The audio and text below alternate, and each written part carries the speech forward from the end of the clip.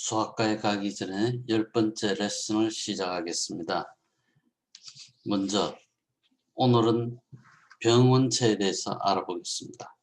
어린이가 아프다는 현상을 이해하려면 먼저 병원체를 이해해야 합니다. 건강한 어린이를 감염시키는 병원체는 크게 두 가지이고 작게는 세 가지가 있을 수 있습니다. 크게 두 가지는 세균과 바이러스입니다. 물론 진균과 기생충도 감염을 일으키지만 훨씬 드물어서 일반적인 논의에는 포함시킬 필요가 없습니다.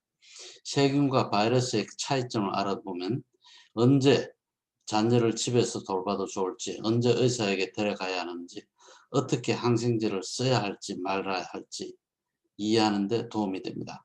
항생제는 꼭 필요할 때에만 써야 합니다.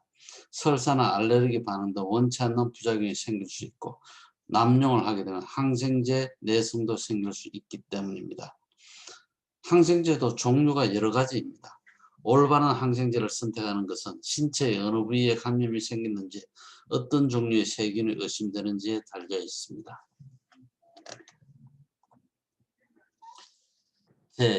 제1장입니다. 병원체, 항생제를 쓸까 말까 고민하게 되죠. 세균과 바이러스 따져보겠습니다. 이 바이러스는 머리가 있고 꼬리가 있고 꼬리 숨류가 있는 이게 일반적인 모양입니다. 물론 다른 종류의 바이러스도 굉장히 많습니다. 세균은 세균 세포벽이 있고 세포막이 있고 다음에 여러 가지 섬모가 있을 수 있습니다. 그 안에 세포질이 있고 세포질 안에 DNA와 리보솜 등 단백질이 있는 모양을 갖추고 있습니다. 어린이에게 질병을 일으키는 병원체 중 가장 중요한 두 가지는 세균과 바이러스입니다. 이 그림은 바이러스와 세균의 중요한 차이점을 보여줍니다. 보통 세균은 바이러스보다 평균 한 10배 정도 더 큽니다.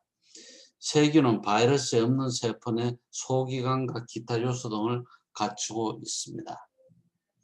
항생제는 세균의 다양한 부위를 공격해서 효과를 나타내게 됩니다.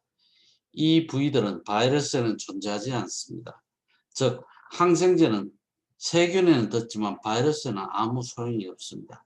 따라서 바이러스 때문에 아픈 아이들에게 항생제를 처방해서는 효과도 없고 내성만 생기고 부작용이 있을 수 있기 때문에 처방해서는 안 되는 이유가 바로 여기에 있습니다. 아무 도움도 되지 않습니다. 또한 바이러스 감염은 세균 감염보다 훨씬 흔하기 때문에 사실 대부분의 감염증에는 항생제가 필요가 없습니다. 사실 항생제라는 단어는 조금 의미가 다릅니다.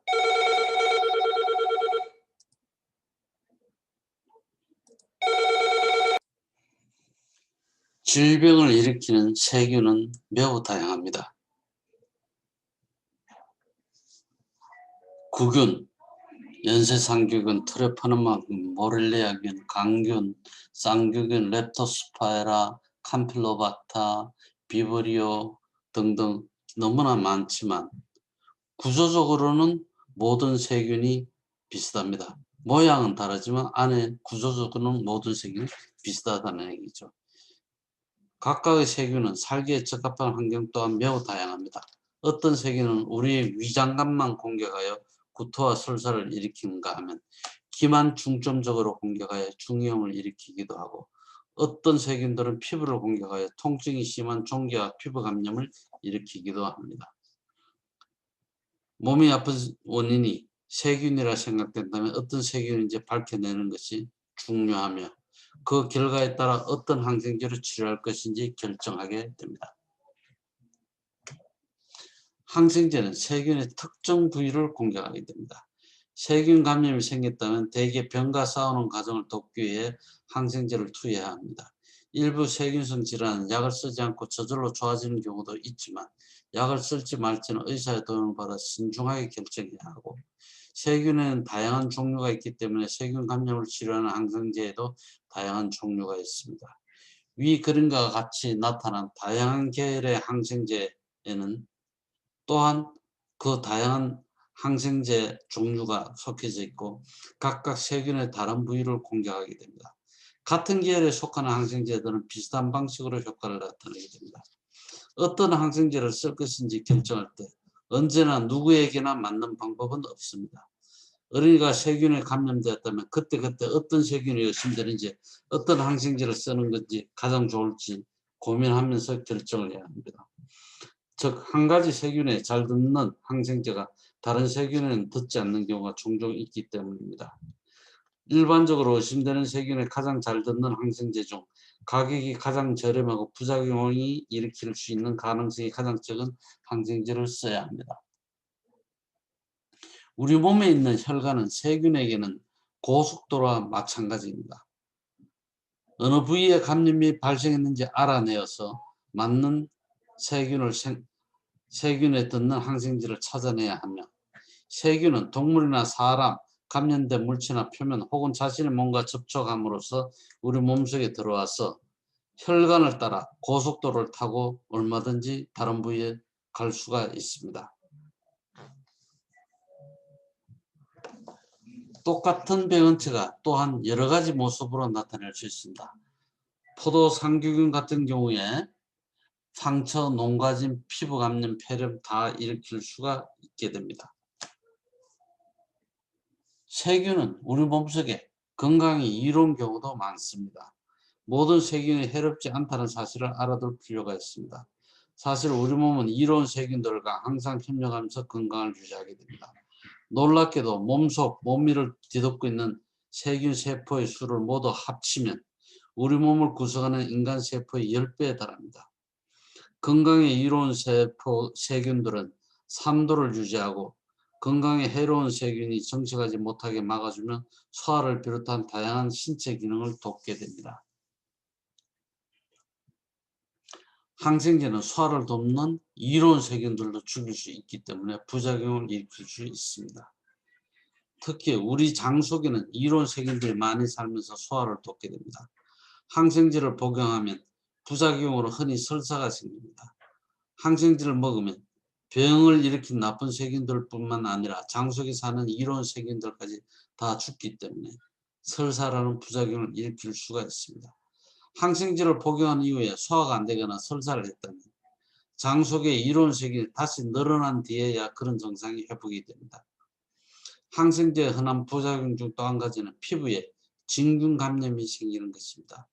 원래 피부에는 이로운 세균들이 살면서 진균 감염을 막아줍니다. 항생제를 쓰면 이로운 세균이 죽으면서 진균이 피부의 빈틈을 공격하기 쉽게 되어서 진균 감염이 잘 생길 수 있습니다. 입안에도 생겨서 백태가 생길 수도 있죠.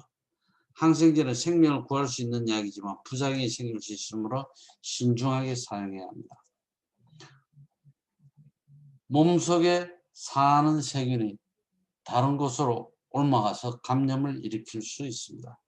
정상적으로 코 속에 사는 세균이 귀로 가서 중염을 일으킬 수 있습니다. 즉, 어떤 세균들은 우리 몸의 특정 부위에 자리 잡고 우리와 사이좋게 살아가다가 다른 부위로 옮겨가면 문제를 일으킬 수 있습니다. 대표적으로 중염이 있죠. 또 다른 예로 피부 감염이 있을 수 있습니다. 피부를 베이거나 끓이게 되면 피부 위에 살던 정상 세균들이 그 틈으로 들어가 피부 밑에서 정치하여 피부 감염이 생기게 됩니다. 항생제를 남용하면 항생제 내성이 생길 수 있습니다.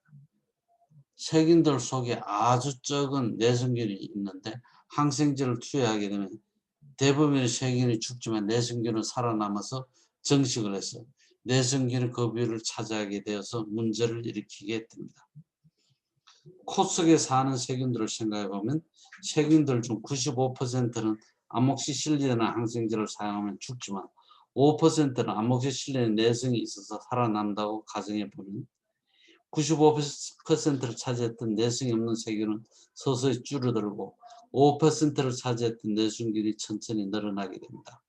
오랜 시간이 지나면 결국 코 속에는 아목시실린의 내성을 지닌 균만 남게 됩니다.